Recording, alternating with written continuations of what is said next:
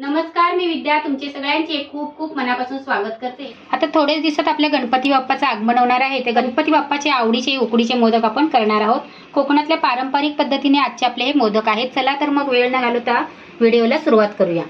सर्वप्रथम आपण मोदकासाठी सारण बनवणार आहोत। त्याच्यासाठी इथे मी 1 डबा ओल्या नारळाचं खोबरं घेतलेलं आहे आणि 1 डबा खोबरं आहे तर पाऊण डबा इथे मी गूळ घेतलेला आहे। एवढंच आपण जायफळ घालणार आहोत, एवढं सर्व घालणार नाही, थोडं किसून घालणार आहे।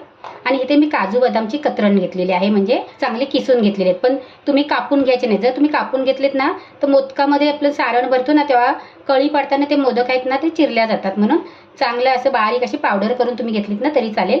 मी हे किसून घेतलेलं आहे आणि 1 चमचा खसखस घेतलेली आहे, वेलची घालायचे आणि चिमूटभर मीठ आणि 2 चमचे आपण साखर पण वापरणार आहोत।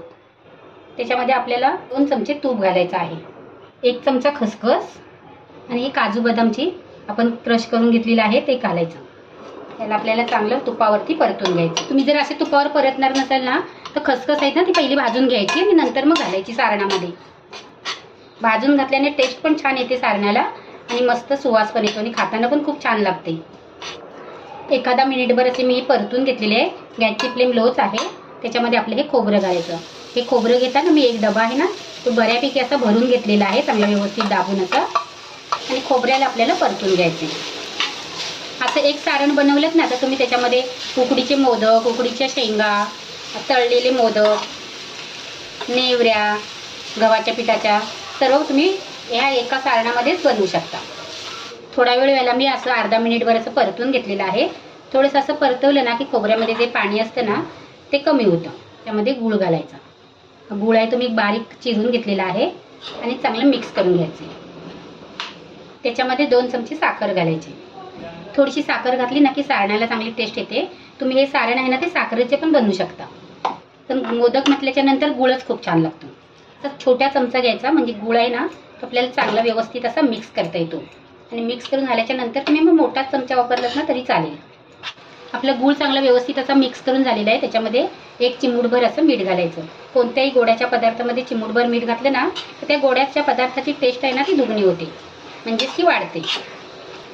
आणि चांगलं व्यवस्थित असं आपल्याला परतून घ्यायचं। जेवढं तुम्ही सारण चांगलं व्यवस्थित परतून घेणार ना तेवढे तुमचे मोदक आहेत ना ते जास्त दिवस टिकणार। पण एकदम परतून घ्यायचं या नादामध्ये आपल्याला एकदम कोरडं किंवा सारण करायचं नाही। एकदम कोरडं सारण केलं ना तर मोदक खायला मजा येत नाही। सारण म्हटल्याच्या नंतर थोडं रसरशीतच पाहिजे, पण हे एवढं असं रसरशीत ठेवलं ना तर ते मोदकातनं बाहेर येणार। मग त्याला आपल्याला लो टू मीडियम फ्लेमवर परतून घ्यायचं। वाटलं तर गॅस परत कमी करायचा, थोडासा मोठा करायचा आणि चांगलं परतून घ्यायचं। वेलची पावडर आहे ना ती शेवटला घालायची, म्हणजे चांगला सुवास येतो। तर जसं गूळ तुमचा वितळत गेला ना तसं ते सारण आपलं पातळ झालेलं आहे। बघू शकता तुम्ही आपलं सारण कसं सुकं होत चाललं आहे। ते आपल्याला अजून सुकं करायचं आहे। सारण आपलं बऱ्यापैकी असं सुकं होत आलेलं आहे। त्याच्यामध्ये आपल्याला जायफळ घालायचं आहे। एक 3 ते 4 पिंच असं मी जायफळ घालणार आहे। जायफळ घालायचं, गुळामध्ये जायफळला ना चांगली टेस्ट येते। जास्त पण घालायचं नाहीये, जास्त घातलं ना तर थोडासा तुरटपणा येतो मग सारणाला। वेलची पावडर घातलेली आहे, साखर वाटून घातलेली आहे म्हणून अर्धा चमचा घातले। जर तुम्ही फक्त वेलची पावडर वाटून घालणार असाल ना तर पाव चमचाच घालायची आणि ह्याला मिक्स करून घ्यायचं। तर असा जायफळचा वेलचीचा मस्त सुवास सुटलेला आहे। बघू शकता आपलं सारण आहे ना ते मस्त असं रसरशीत असं तयार होत आलेलं आहे। सारण चांगलं परतून घेतले, चांगलं असं आपलं एकत्र यायला लागले बघा। एकत्र असं यायला लागलं ना की सारण आपलं तयार झाले समजायचं आणि गॅस आहे तो बंद करायचा आणि सारण दुसऱ्या भांड्यामध्ये काढून घ्यायचं थंड होण्यासाठी। अजून ह्याच्यापेक्षा जास्त सुकवायचं नाही, जास्त ह्याच्यापेक्षा सुकवलेत ना मोदक पण ना कोरडे कोरडे लागतात, चांगले रसरशीत लागत नाही। आपलं सारण थंड होते तोपर्यंत आपण मोदकाची उकड काढणार आहोत। इथे मी तांदळाचं पीठ घेतलेलं आहे। ही मोदकाची पिठी कशी तयार करायची तर आपण इथे आपले तांदूळ असतात ना ते तांदूळ धुवायचे आणि बारीक एकदम असे दळून आणायचे। तांदूळ जास्त नवीन घ्यायचे नाहीत आणि जास्त एकदम जुने पण घ्यायचे नाहीत। एकदम जर तांदूळ नवीनवाले असतील ना तर पिठी खूपच चिकट होते आणि आपल्याला मग हाताला चिटकते आणि त्याच्या कळ्या पाडता येत नाहीत। आणि खूपच जर जुनी असतील तांदूळ ना तर आपले ते उकड काढताना ती फसफसते आणि मग आपल्याला त्याच्या कळ्या पाडता येत नाहीत किंवा ते मोदक आहेत ना ते मग चिपकत नाहीत। म्हणून तांदूळ घेताना मध्यमवाला तांदूळ घ्यायचा आणि त्याला स्वच्छ धुवायचा आणि मग तो दळून आणायचा। तुम्ही घरघंटीवर दळलात तर अतिउत्तम। तांदूळ कोणता घ्यायचा तर तुम्ही कोणताही तांदूळ घ्या, असं काही कोणत्या तांदूळ अमुकच घेतला पाहिजे असं नाही। गावी तर आमच्या कोकणामध्ये आमच्या शेतात जे पिकतात ना त्याच तांदळाचे मोदक करतात। तर मी आज इथे आमचे जे घरचे तांदूळ आहेत ना ते स्वच्छ धुवून दळून आणलेले आहेत, त्याचंच हे पीठ आहे. तुम्ही आंबे मोहर घेतलात तरी चालेल किंवा तुम्ही बासमती तुकडा घेतलात ना तरी चालेल. बासमती तांदळाची जर तुम्ही मोदक बनवलेत ना तर मस्त सुवासिक पण होतात आणि छान पण लागतात. पण मी इथे हे साधेच आपले तांदूळ आहेत तेच मी दळून आणलेले आहेत. ह्या कपाच्या मापाने हे 2 कप तांदळाचं पीठ आहे. ज्या भांड्याने आपण तांदळाचं पीठ घेतलेलं आहे त्याच भांड्याने आपण 2 कप पाणी गरम करायला ठेवायचं आहे.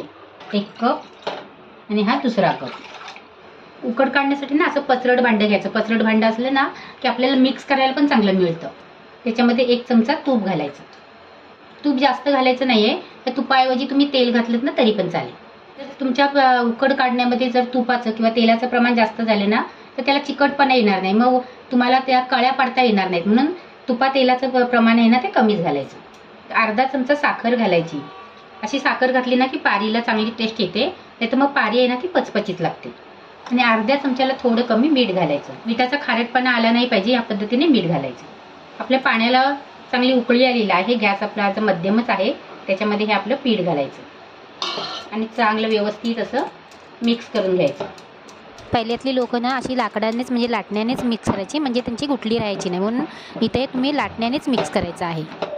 असं लाटण्याने करायचं म्हणजे पटकन असं मिक्स करता येतं. पीठ पूर्ण आपलं भिजेपर्यंत आपल्याला मिक्स करत राहायचे. ज्याला उकड जमली काढायला ना त्याचे मोदक 100% चांगलेच होणार. उकड काढायला जमणं खूप गरजेचं आहे. ज्याला उकड जमली त्याचे मोदक आहेत ते 101% अगदी चांगलेच होणार आहेत. ते बघू शकता तुम्ही. आपलं पीठ आहे ना चांगलं व्यवस्थित असं भिजलेलं आहे. गॅस आपला एकदमच बारीकच आहे.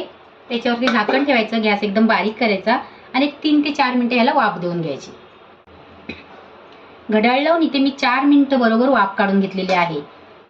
थोडंसं मिक्स करायचं आणि गॅस आहे तो बंद करायचा आणि 5 मिनिटं ही उकड आहे ना ते आपल्याला अशी झाकून ठेवायची आहे. आपल्या पिठाला 7 मिनिटं झालेली आहेत. असं पीठ आपल्याला झाकून का ठेवायचं आहे तर आपलं जर पीठ थोडंसं कच्चं राहिलं असेल ना तर झाकून ठेवल्याच्या नंतर चांगलं शिजतं म्हणून झाकून ठेवायचं. गरम गरम असतानाच तुम्ही ग्लासाने किंवा पेल्याने ह्याला असं मळून घ्यायचंय, कारण पहिल्या सुरुवातीला आपला हात भाजतो. आता माझ्या याच्यामध्ये गुठल्या राहिलेल्या नाहीयेत म्हणून मी चमच्यानेच असं मिक्स करते. जेव्हा आपल्याला वाटेल की आता आपण हाताने मिक्स करू शकतो तेव्हा ह्याला मी हाताने मळून घेणार आहे. मोदक पांढरे शुभ्र होण्यासाठी तांदूळ पण तुम्ही पांढरे घेतलेत ना तर तुमचे मोदक आहेत ते पण पांढरे होतात. आणि जर तांदूळ थोडेसे अंधूक असतील तर मोदक आहेत ना त्यांना कलर एवढा पांढरा येत नाही. पण एकदम पण अजून तुम्हाला पांढरे शुभ्र मोदक करायला पाहिजे असतील तर ही उकड आहे ना तर तुम्ही दुधामध्ये काढायची. दुधामध्ये काढल्याच्या नंतर मोदक आहेत ते एकदम पांढरे शुभ्र होतात. इथे मी छोटा अर्धा चमचा तेल घेतलेला आहे. त्याच्यामध्ये मी अर्धा चमचा पाणी घातलेलं आहे. तेल पाणी घेऊन ही उकड आहे ना ती आपल्याला चांगली व्यवस्थित अशी मळून घ्यायची. आता समजा तुमची उकड जर पातळ झाली असेल तर तुम्ही काय करणार तर तुमची उकड पातळ झाली असेल ना तेव्हा जेव्हा तुम्ही 2 मिनिटं असं झाकण मारलं ना तेव्हा सुकं तांदळाचं पीठ घालायचं, म्हणजे उकड आहे ना ती बरोबर होते. तुम्ही उकड चांगली मळणार ना तेवढी तुम्हाला पारी चांगली बनवता येणार आहे. जास्त तेल लावायचं नाही. जर जास्त तेल झालं तर तुमच्या पारीला जेव्हा तुम्ही कळ्या पाडताना मोदकाला त्या कळ्या एकमेकाला ना चिटकत नाहीत. म्हणून तेल आहे ना ते थोडंच लावायचं. 7 ते 8 मिनिटं चांगली मळून घेतलेली आहे. अशी मऊसूद झाली पाहिजे की आपल्याला, आणि त्या उकळला असा चिकटपणा पण आला पाहिजे. असं थोडासा ओलसर करायचा आणि कपडा ठेवून द्यायचा त्याच्यावरती. जसं लागेल तसं थोडं थोडं आपल्याला काढून घ्यायचं. जर तुम्ही असं झाकून ठेवलं नाहीत ना तर ते सुकतं. त्याला अशा मध्ये पिठाला ना चिऱ्या जातात. अशी एक गोळी घ्यायची. तुम्ही तेल लावू शकता, तुम्ही पीठ लावू शकता. तुम्हाला जे जमेल ते तुम्ही लावायचं. मी इथे पीठ लावलेलं आहे. तांदळाचंच पीठ आहे. त्या असं अंगठ्याला पीठ घ्यायचं आणि अशी खोलगट करायची. अगदी पहिली सुरुवातीपासूनच अशी खोलगट करत जायचं. पुढे पुढे तुम्ही करत आलात ना की मग ती रुंदाडकी होणार, अशी पसरटसारखी होणार आहे. म्हणून सुरुवातीलाच अशी आपण खोलगटसारखी करत जायचं. जसं आपल्याला वाटलं हाताला चिटकते म्हणून तर परत आपण पीठ घ्यायचं. ह्या सर्व बोटांनी वरून पसरवत जायचं आणि इथे ह्या अंगठ्याने ना ती खालून आपल्याला अशी पातळ करत जायचं. चिकटते वाटलं लगेच पीठ घ्यायचं हाताला. तेल घेतलं तर काय होतं, तेलाने ना जास्त जर तेल झालं ना तर मग कळ्या चिटकत नाहीत. मग मोदक म्हटल्याच्या नंतर जास्त जाडाही नाही पाहिजे आणि जास्त पातळही पण नाही पाहिजे. तुम्ही ह्याला आधी कळ्या पण पाडू शकता किंवा नंतर पण कळ्या पाडू शकता. कळी पाडताना एकदम खालपर्यंत पाडायची, म्हणजे मोदक आहेत ना ते छान दिसतात. त्याच्यामध्ये आपण सारण भरायचं आहे. जसं मोदक मोठा ना तेवढं सारण जास्त भरायचं, पण एकदम पण जास्त भरायचं नाही. एकदम पण जास्त झालं ना तर चांगलं लागत नाही, मग चिटकते वाटते. तर पीठ घ्यायचं हाताला.